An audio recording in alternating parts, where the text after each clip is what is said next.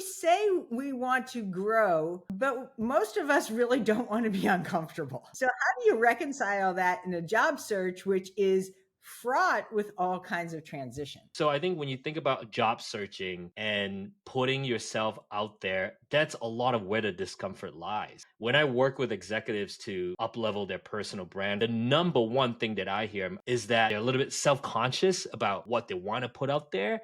And so that is their level of discomfort. The what if I did something quote unquote wrong is not really about you. It's about the people that you want to help, the people that you're serving. It is really selfish if you don't put yourself out there and you don't get to help the people that could use your help. What a loss. So I think as soon as you start reframing and thinking about the people that could benefit from your help, the companies that could benefit from your work, products that could benefit from your ideas, I think it starts to shift. It's not about you. The idea of job security is outdated as a landline. If you haven't been in a search for a while, it's probable you will at some point, by choice or not. Most executives admit to staying way too long or sense what's coming and justify staying anyway. Here, there's another reason. The faulty belief that navigating to what's next will inevitably be worse and has to suck. Screw that. Lauren Greif has spent a lifetime in corporate and executive search, calling bullshit on stale career advice that most still use. This is Career Blast in a Half, the career podcast for executives ready to cut past outdated career advice to fuel your outcomes now. So let's go. Welcome to Career Blast in a Half, the special Legends edition. So I am so fired up because we have like a live legend right here, or a living legend, not an urban legend, the real deal. Howie Chan is here. And for those of you who may not be all that familiar with Howie, he comes by the world of brand strategy, but he is also a phenomenal writer and a soulpreneur to really help other people like you and me craft powerful messages, but really become their own versions of legends. And we're going to have a lot of discussions about what is a legend, the legend formula, and what it really means in your career. But before you go away, I want you to know down below is the link so that you can register for his legend letters. 80,000 subscribers and growing strong. So his consultancy has also helped hundreds of startups and Fortune 500s. And every single day, he is out there with amazing messages and mindset reframes and all the good stuff on LinkedIn. So with that said, Howie. Hello. Thank you for having me. Thank you so much, Lauren. I am super excited. And so I'm always curious, like, what is it that like prompted this idea in your amazing brain? Like, I should talk about legends and what is a legend, and like, how did you stumble across that as your cornerstone, and where has that taken you? So this was last year's 2023. I think somewhere around June or July, I woke up in the middle of the night with deep pain in my stomach, and my wife had to call the ambulance. It was not a good situation. And I remember the paramedics showing up, and I was in such pain on the floor. I couldn't move. And I told my wife, like, this it's a big problem. Like something's really bad happening. And they took me away and arrived at the ER. And it was 48 hours of pure torture, Lauren. Just not being able to eat anything, trying to get all the different needles in me, and trying to figure out what was going on. As I was laying there in the bed in the middle of the night, 3 a.m., I sort of thought about what am I doing here? What am I supposed to be doing? At the time, I have a thriving brand strategy business. I work with companies and startups with their brand strategy. But then was that all in what I'm supposed to be doing in my life? As I was thinking, and I sort of started to reflect about why this was important to me, why brand was so important. And it came down to the idea that brand is really a study of people. Why I was interested in brand is because I was studying people for the longest time.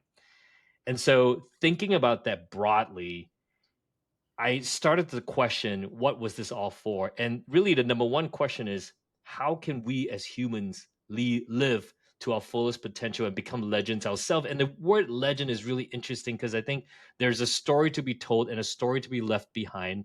That's a legend. But it's also living up to a potential that you never thought was possible. It's about the people involved. So I left the hospital. Bad news, they didn't really figure out what was wrong. I guess nothing was wrong. So it's still a medical mystery. Good news, I started this project called the Legend Letters. How can I help people as I help myself, as I think about brand and brand thinking in a totally different way, and have people come along on the journey? And I'm really excited about that. I doubled down on it. I launched a newsletter. Actually, my podcast is about to launch as well, interviewing legends among us who are alive today, and understanding what is behind your story. So that's how it all started, Lauren. Really going to the ER. So here you are, right? And over time that you've hopefully been in a lot better health, you probably had some time to reflect a little bit back, not just on the crisis at hand, but Mm, also some of those core attributes that dial up to say, hey, this really hits the mark in terms of legend status or legend ranking. What hmm what are some of those tenets or pillars that show up for people who would be considered a legend? Yeah, it's really interesting. Just like when I approach brand strategy, there is the head and the heart. There's no disconnecting the two of them. I think when you look from the outside, someone that has achieved that status is someone that is really very comfortable in where they are, someone that is successful, someone that is happy, someone that has aligned their internal state to what they're doing externally.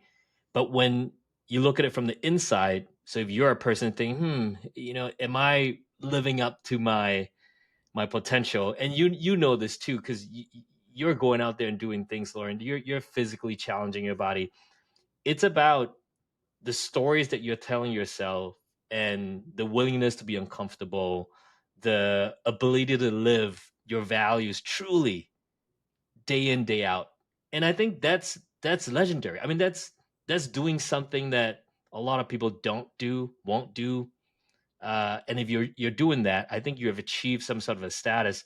But it's also not about fame. It's not about Right. outward recognition. It's internal recognition that's the life that you're living that's truest to yourself.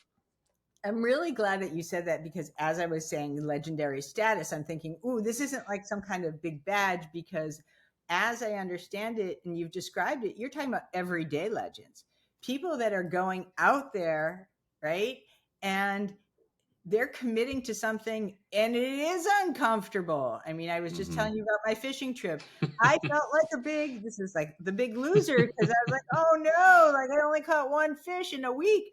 Who cares? I still did it, you know? It's more than I ever thought in my whole life. So, what hmm are some of the things? So, you're talking about, getting out there, challenging yourself, be it physically, be it mentally, but how does this overlay on top of executives as they Yeah. their job search, right? Because I'm just going to raise my hand and I'm going to also ask you this kind of partner question is like we say we want to grow, but most of us really don't want to be uncomfortable. hmm So how do you reconcile that in a job search which is fraught with all kinds of transition? The number one thing that we all humans have that aligns throughout the world is that we want to escape discomfort. I mean, it's just a natural human thing. Our brains are made, our evolution has made it so that we avoid discomfort, we avoid pain. and seeking relative pleasure and rewards. So that is 100% true. And even, myself, the biggest athletes, I mean, you talk about David Goggins, he has to remind himself who he is every single day when he wakes up, right? He has to go pursue the uncomfortable. And it is not a habit that you can just roll out of bed and it's there. No, I think you have to work at it and want to work at it. So I think when you think about job searching and putting yourself out there, that's a lot of where the discomfort lies. When I work with executives to up level their personal brand, for example, the number one thing that I hear, I'm curious to hear what you hear as well, is that they feel like, oh, I don't want to put myself out there because I feel like that's too much of a self promotion. They're a little bit self conscious about what they want to put out there, and so that is their level of discomfort. The what if I did something quote unquote wrong? Will I get the people saying or calling me out on things that I'm not good at, or I fail at and I'm weak at. So a lot of that is confronting that idea that when you put yourself out there, yes, it's uncomfortable, but everybody is doing that too. Everybody that puts themselves out there is facing discomfort, and that's okay. So I love that you're talking about this misconception, right? I want a personal brand, but I also don't want to promote myself. So like how again, like do these things talk to each other? And what is the workaround or the approach that you take to help them over the hump? How do you get them from, oh no way, like I mean, I hear this too, right? Like you want me to what? You want me to go Yeah. on LinkedIn and be out there? And I'm like, well, we can't find you if you're not there.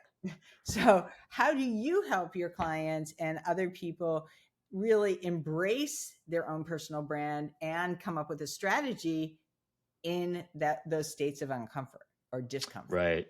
I find that a reframe of this idea of self-promotion is working for a lot of them, which is not really about you. It's about the people that you want to help, the people that you're serving. So it is really selfish if you don't put yourself out there and you don't get to help the people that could use your help. Think Mm-hmm. about that. It's not Mm-hmm. about you. Think about all the people you could serve. But when you stay in the corner, when you stay quiet, they don't have access to you. What a loss. What a loss. So I think as Mm-hmm. soon as you start reframing and thinking about the people that could benefit from your help, the companies that could benefit from your work, the products that could benefit from your ideas, I think it starts to shift. It's not about you. Do you have any stories of people that were like super, super skeptical and then they're like, oh my God, what was I missing?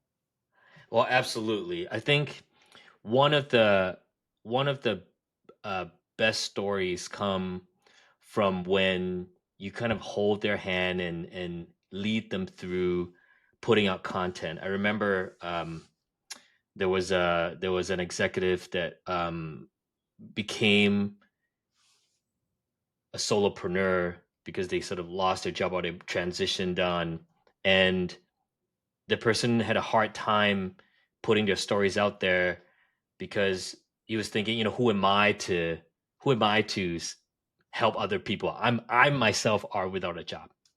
Mm. But as soon as you hold their hand and start putting content out there, not about how the world should be, but just about what they have experienced, what they have learned, their own journey through leadership and where they are today and what they're striving to do, the response was overwhelming because people could relate to a true story. People could relate moving from a corporate world to an entrepreneurship world. People could relate the ifs and the buts and the self-reflection that goes on as you transition at all of these pivot points. So after holding their hand through weeks of content, they realized through the messages that they were getting, the comments they were getting, that really it's not about him, that their message was so much stronger and more powerful than their own limitations were. So there was a win. And that simple Mhm. mindset shift of, oh my God, I am helping people because they could relate with my world is is something that would change that person's life forever. Mm. Absolutely. There's such a transformation when they start embracing a level of content, because not only do you have people championing and cheering and all that kind of stuff, they're like, give me more. Like, I love what Right. you're sharing. Give me more, man. I Right. really like, I'm learning and I'm happy because you taught me something. Right. So this When is when this, I got when I got laid off, this was 2022, and I shared my story online on LinkedIn. It was hard for me, but it was also a way for me to get over my journey, right? Go through my journey, go through my stages of grief. So I had to do that so that I could get it off my chest. And by sharing the emotions that I felt, I remember there was one post where I shared the roller coaster emotions, right? From shame to guilt, to hopelessness, to maybe some glimpse of excitement, and really sharing the entire roller coaster of emotions. There were so many people that reached out and said, Howie, I mean, I feel the same way. Or 10 years ago, I felt the same way. I'm rooting for you, buddy. Or, oh my God, I'm going through it right now. So just being real and putting it out there is going to help you connect with people, because ultimately people want a connection, and that's so important. So when you say personal brand, it's not logos and colors, it's the actions right, that you take, is the things that you right. do, is the communities that you form and create. That's what building brand is about. Okay, so I'm so glad that you mentioned this, because you just walk yourself right into my next area of, I would say that after reviewing a lot of your legend letters, one of my favorite mindset shifts was highlighted there. And I'd love for you to talk a little bit about the simplicity of this mindset shift or legend formula called Be Do Have, Right. and how we normal lay people, right? We play the shell game. And so I want anybody who's listening right now to hear the hierarchy or the order that this is laid out. Be, do, have. All you, Howie. Tell us about this. Yeah, this is, again, this is not new. So Right. I'm not saying something that is original. It's something that I latch onto, and I think is really important. I remember when I was in my teenage years, or at least not teenage, 20 actually, when I came to the United States from Singapore.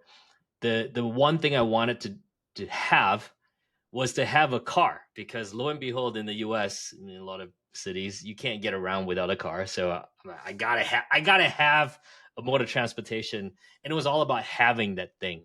Because once I have that thing, I have a car, I can go do the things that I want to do, be mobile and all of that. And then I can be the person I really want to be, this like fun and outgoing person that I've always wanted to be. But there's a flaw in that, isn't it? There's an absolute flaw in that. So again, when I got laid off, oh man, I really want to have all the things that an entrepreneur has. So I want to have freedom of time. I want to have the revenue. I want to have unlimited vacations. I want to have all these things. And you start to think about, all right, I need to have that, but until I have that, I can't do these things, and I can't do these things, and I can't be that person, which is such a waste of time. Because if you flip it around and you think about how you can start with B, which is, if you want to be an author, if you want to be an entrepreneur, you can be that today, right? You can be that identity today.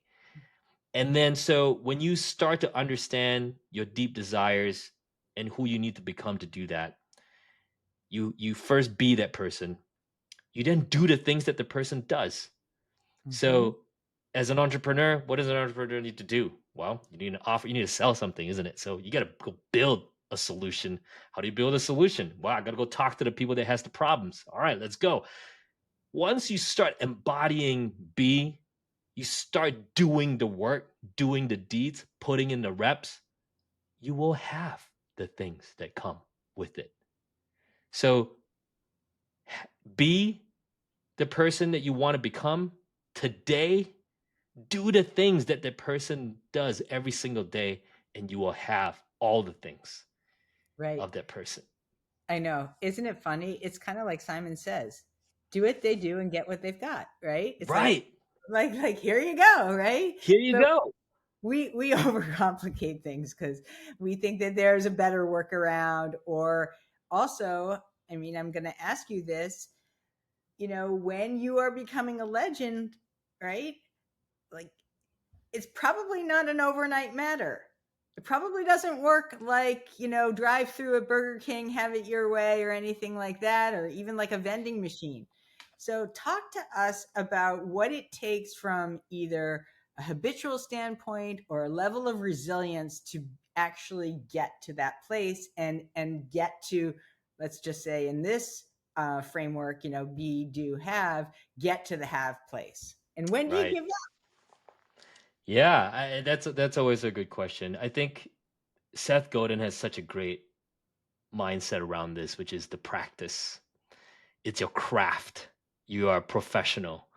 So that's the have, that's the do bit, right? So you got to do, which is you got to take the action. You got to show up day in and day out to do the work as a professional, whether you're tired, whether you're unmotivated, whether you feel in a terrible state, you show up because you're a professional and that's what you do. And that's why it's so important, Lauren, that the first step of being, you need to dig deep within yourself to really line up who you truly are to the person that you wish to become in it. And it's true because as you would realize this, and I do as well, when you're young, I feel like there's so many things that you don't know. You don't have the life experiences to reflect on.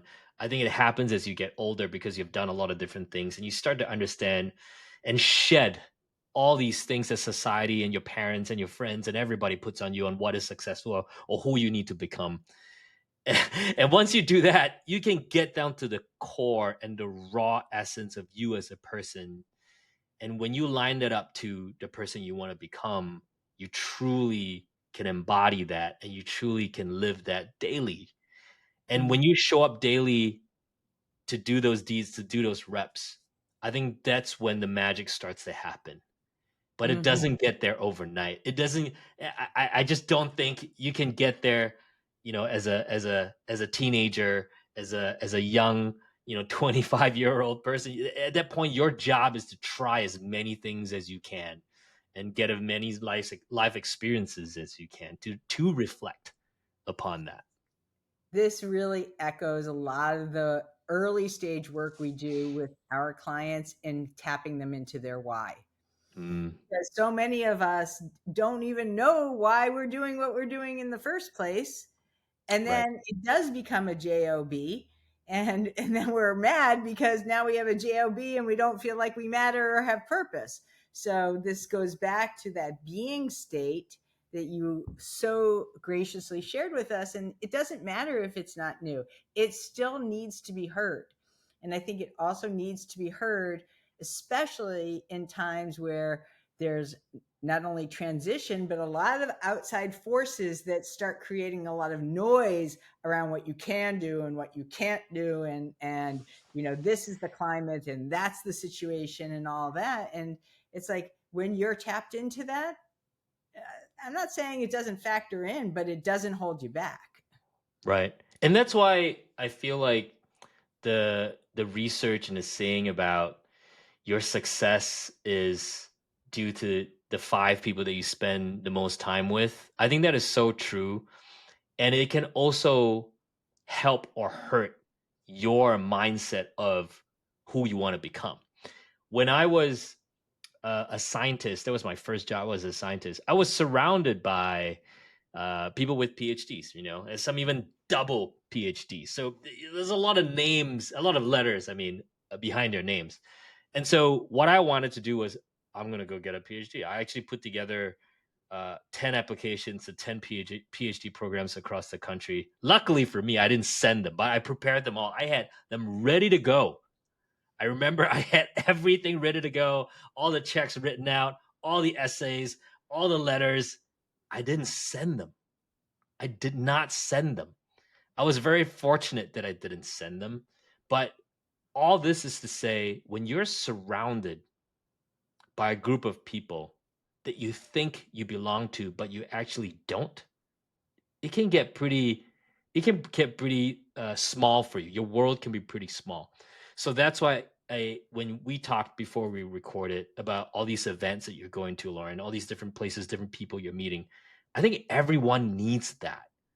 Because once you spend time with people that are congruent with themselves and their purpose, and they're all very purposeful in what they're doing, you start to question, is this really right for me? Am I is it all about the corner office, or is it all about this other thing that I thought mattered so much to me, but really it really doesn't matter so much to me anymore? But it helps to, I think, help you reflect upon where you are. And I think community, having that group of people is so important. That it's not just in your small little world. So reach out, that's important. So reach out and take a risk. And so back to your initial concept with, who are those 5 people?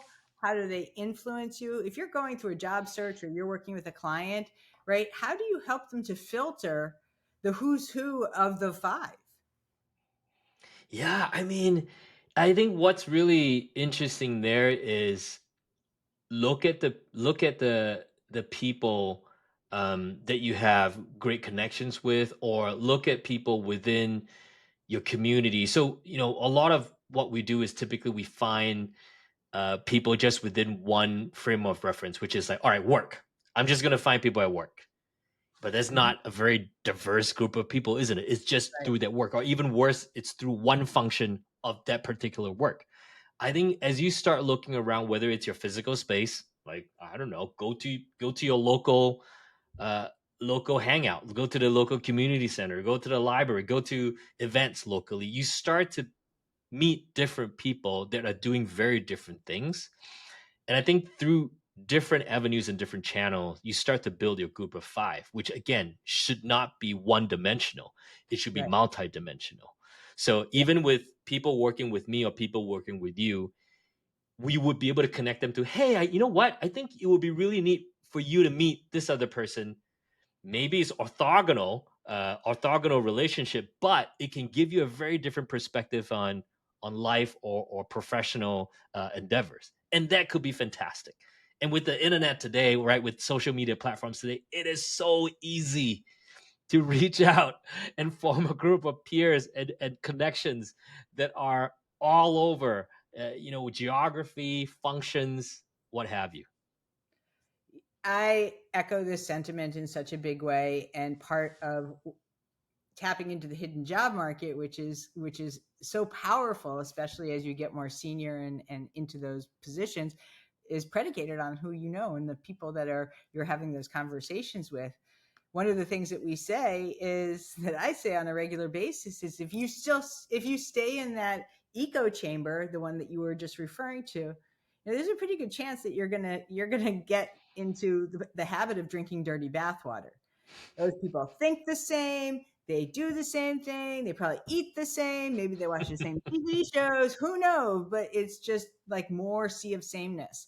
Yeah. So thank you for that really important reminder. And that kind of goes into this next area about your charisma toolkit, right? Yeah. And so for a lot of folks, they may not be feeling like, oh, great. Like, thanks a lot, Howie and Lauren. Thanks so much for like talking about this. And you're just having this very easygoing conversation, but I don't really feel that, warm from my own form when it comes into networking. So how do you help your clients build the muscles around charisma, and what is it that we can all do coming out of this episode to even improve the charisma that we have?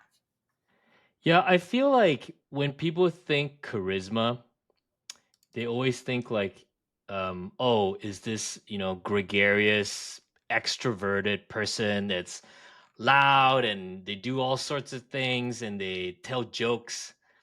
But I think in the end, when you think about charisma, there's a lot of levels and a lot of different parts to it. I mean, the most charismatic people out there are actually introverts, right? Think about Nelson Mandela. You think about Gandhi. You think about some of these folks. I think when we think charisma, it all starts from the inside. It all starts internally, and then you think about how you want to express it outside. Because charisma is ultimately about influence and attraction, isn't it? And if you don't have the internal focus, the understanding of your values, your beliefs, again at the primary core, you can't really project a charisma that is sustainable. It might Mm, be a gregarious moment, but it's not true charisma that it's long lasting. So I talk about sort of that 7 dimension. There are 7 dimensions of charisma. One is self confidence. So really having that confidence as you go out into the world. Actually, appreciation is an important one. That you actually mhm. appreciate the good things that are coming to your life. Being mindful, right? That's being present. Very important point of charisma. You need to stay in the moment to really be listening and be mindful of what's happening. um, Growth, personal growth. You can't really attract people into your world if you're stagnant and if you're not growing on your own. So you're bringing people along on your journey of growth. Leadership is another one, right? You really have to uh, serve in order to attract. So for me, Mhm. leadership is all about service. Empathy is the sixth one. So being able to understand and feel what others are feeling, not necessarily agreeing with them, but just Sure. holding space to feel, to understand where you're coming from. And then the last, which is usually what people focus on, is communication. That's when you communicate verbally, non-verbally, to be able to attract. So Mhm. if you think about it, 7 elements, only one is communication. All these other things are sort Right. of getting you there, which is a lot of internal work to get Yeah, to I'm really glad you charisma. like peeled back the curtain because I think that there is a very limited understanding of charisma, which of course the hipsters are calling it Riz. In today's world, just throwing that out there, right? Yeah. That Riz, man. So there is no doubt in my mind that each one of these plays a very important factor as you build your network, as you are in your job search, because let's face it, people like to be around people who are likable. And charisma isn't something that is just for those people either.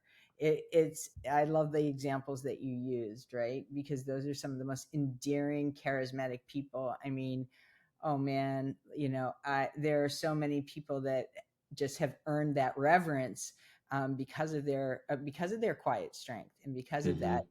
that charisma.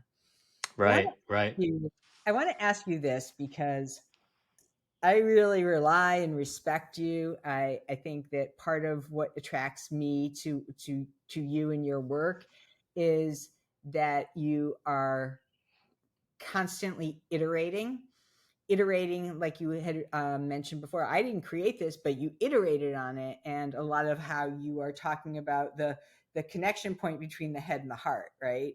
The head and the heart need to work in tandem with each other to create the maximum amount of outcomes or results that you're looking for, because one without the other has some severe consequences. So what is one piece of unconventional career advice you would give to any executive at this point to redefine or reevaluate their legacy in today's business world? I don't know if it's unconventional, but I would say it's not often done. Mm, Is putting out or serving people before you have the title. It's not about the title. Serve mm, serve the people that you want to serve. So what I mean by this is, let's say you're a tech executive, and your background is in engineering, and after many years of work you've become a leader, and perhaps you're looking for your next role. and there is a gap, like you left your job and you're looking for your next role, what's stopping you from helping somebody right now? So Mhm. helping somebody, let's say an engineer that wants to get into leadership, or helping a new leader be better at their current career. Why do I say that? I say that because as you start to help people right away, you also start to build networks and relationships, and that's also part of getting a job, right? Being placed, looking for your next role, is building relationships. And when you can do that alongside with the goal of just relationship building, it's just more, you're helping people. You're building more genuine relationships while helping people. And I think when you do that, and when recruiters or when other executives learn about what you're doing, it becomes a topic of conversation. You are actually already practicing what you want to be practicing without that title, without a company. So Mhm. maybe it's Yeah, not unconventional, but I it's feel like, underutilized. I yeah, agree with you. underutilized. Mhm. Right? Help somebody. Yeah. Go help somebody. That is also available at any time. Your experience, no matter where you are, can always be of value or service to somebody else, especially if you've been climbing. So you don't need an advanced degree, you don't need permission, you don't need anything. You just need No, you like don't. just to go. And I see that as a very fluid practice on LinkedIn. People giving Right. shout outs, people doing that. And so if you need a practice ground to see how it's done, go try it in the digital world and hang out on LinkedIn for a little bit. Go follow Howie for sure, for sure. Somebody who I also madly respect for being one of the top social media influencers, growing at a rapid pace, but still replies back to his comments. Right. So that's a big deal, though. That's your integrity, and that is part of your legacy. Is that you're never too big to be able to show up for people that are giving to you, right? Yeah. And doing And that. yeah, I mean, it really isn't more than a few clicks of your mouse and some typing on your keyboard to set up one-on-one calls with people. So again, if you're an executive, you're looking to make an impact, why wait? Why wait for that title? Why wait for that role? As you're looking, as you're thinking, as you're out there, help someone in the industry, help people that are a few steps behind you, help them now. And that could be a real boon. As you know, it's all about planting seeds, Lauren, right? All about planting seeds. Every person that you meet is a gift. You just don't know what it is yet. Mm-hmm. Yeah, for sure. Shout out to Michael Margolis. Thank you for the introduction to Howie Chan. That's how we got together. And so we didn't know each other, and someone mutually beneficial to both of us that we had separate relationships with connected us. And I'm actually having dinner with him tomorrow night, and super, super, super grateful for that. That's how this happens. That's And how it so you don't happens. need to, go to graduate school necessarily to do this, because trust me, when you get out of graduate school, you're still going to have to do it. So you may as well take the Evelyn Wood speed reading dynamics course here and get it all going down. Howie Chan, we are I am so grateful to you, just the guy that you are, and I'm proud to call you a colleague and a friend. Please, everybody who is listening right now, and even if you saw this on LinkedIn, go and subscribe to Legend Letters. The link is down below. But also, if you loved this episode and our other episodes, please subscribe. We are working tirelessly to literally blow the lid off of conventional career advice and strategies, and we need you to help us grow. So thank you so much for subscribing, for being such an avid follower, because we do have a lot of loyal listeners, and I appreciate you, and I'll see you next week.